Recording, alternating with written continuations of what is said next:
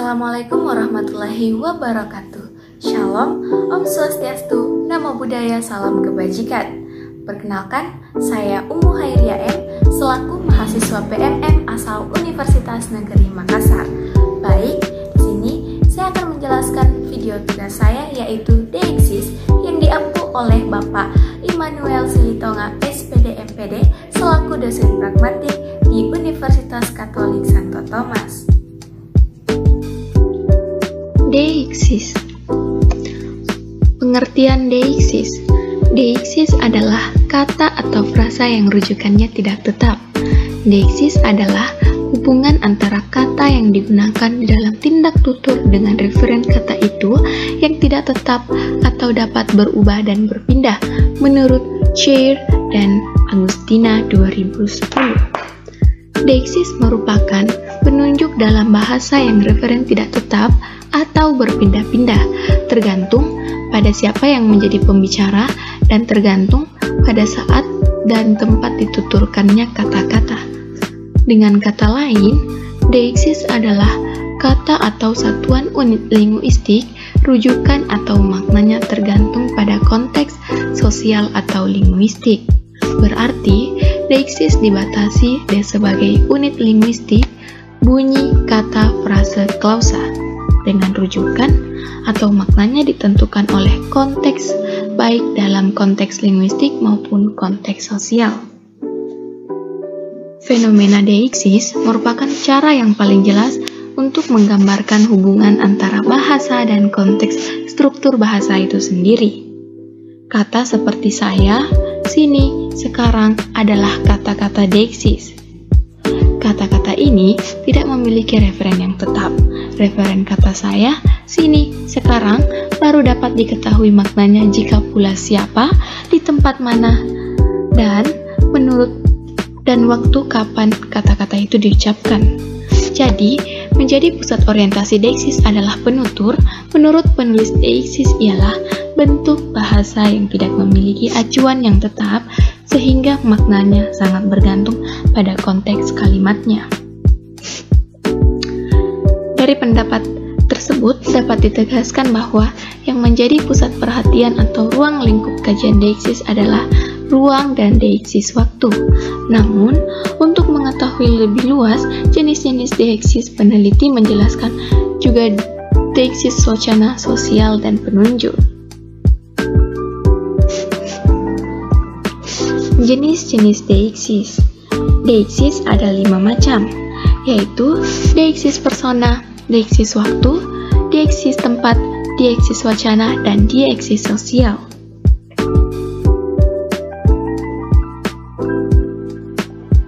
DXIS persona atau orang.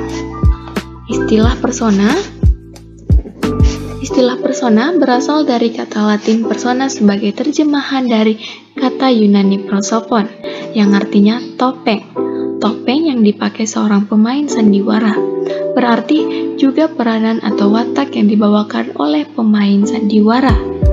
Istilah persona dipilih oleh ahli bahasa waktu itu disebabkan oleh adanya kemiripan antara peristiwa bahasa dan permainan bahasa. Menurut Lyon 1972, DXIS perorangan atau person DXIS menunjuk peran dari partisipan dalam peristiwa percakapan, misalnya pembicara yang dibicarakan dan entitas yang lain. DXIS persona merupakan DXIS asli, sedangkan DXIS waktu dan tempat adalah DXIS jabaran. Penggunaan DXIS orang harus digunakan secara baik, dipilih atau dibedakan dalam pemakaiannya.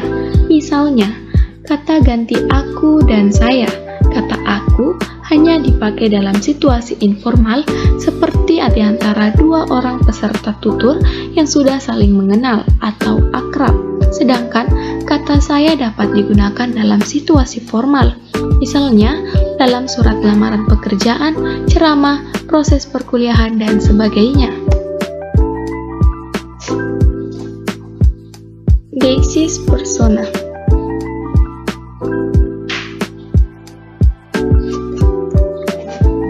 DXIS ruang atau tempat. DXIS ruang berkaitan dengan tempat atau lokasi saat percakapan berlangsung.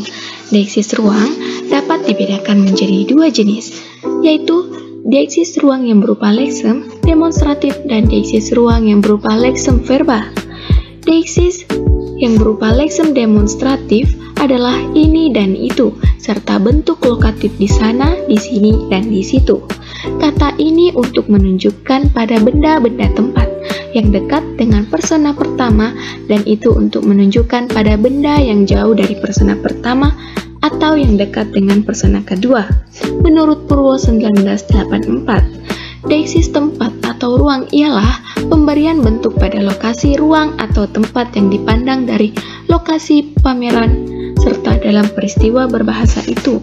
Menurut Agustina 995. Contoh penggunaan deiksis ruang tempat dapat didengar dari kalimat berikut. 1. Tempat itu terlalu jauh baginya, meskipun bagimu tidak. 2. Duduklah bersamaku di sini. Deiksis waktu. Deiksis waktu adalah pengungkapan atau pemberian waktu kepada titik atau jarak waktu dipandang dari waktu sesuatu ungkapan dibuat oleh pembicara. Kata-kata menunjuk waktu seperti pagi, siang, sore, dan malam. Tidak bersifat deiksis, karena perbedaan masing-masing kata itu ditentukan berdasarkan patokan posisi planet bumi terhadap matahari. Kata sekarang bertitik pada saat pembicara mengucapkan sebuah kata pada saat tuturan berlangsung. Kata kemarin bertitik labuh pada 1 hari sebelum sesaat tuturan. Kata besok berlabuh pada saat hari sesudah saat tuturan. Seperti dulu, tadi, nanti, dan kelak tidak tentu atau relatif. Kata dulu dan tadi bertitik labuh pada waktu sebelum saat bertuturan. Dulu menunjuk ke belakang daripada tadi. Kata nanti dan kelak bertitik labuh pada waktu sesudah saat tuturan. Kedua kata ini sama-sama dapat menunjukkan jauh ke depan. Akan tetapi, kata kelak tidak dapat dipakai menunjuk waktu dekat di depan. Misalnya, pengertian 1 menit atau 1 jam tidak melebihi jangkauan 1 hari, sedangkan nanti dapat dipakai. Purwo 1984. Deiksis waktu. Penentuan kata-kata deiksis seperti dulu, tadi, nanti, dan kelak tidak tentu atau relatif. Kata dulu dan tadi bertitik labuh pada waktu sebelum saat bertuturan. Kata nanti dan kelak bertitik labuh pada waktu sesudah saat bertuturan. Deiksis wacana. Deiksis wacana merupakan deiksis yang mengacu pada yang terdapat dalam wacana. Berdasarkan posisi antasedennya, deiksis wacana dibagi 2, yaitu anafora dan katafora. Katafora merupakan deiksis yang mengacu yang telah disebut. Contoh, Yusril adalah adik saya, sekolahnya di Wahdah. Deiksis anafora adalah deiksis yang mengacu pada yang akan disebut. Contoh, dengan wawasannya yang luas mengenai objek wisata daerah, Yusril disuruh menjadi pemandu acara. Deiksis sosial. Deiksis sosial berhubungan dengan aspek-aspek kalimat yang mencerminkan kenyataan-kenyataan tertentu tentang situasi sosial ketika tindak tutur terjadi. Deiksis penunjuk. Sesuatu itu bukan hanya benda atau barang, melainkan juga keadaan, peristiwa, bahkan waktu. Perhatikan penggunaannya dalam kalimat-kalimat berikut.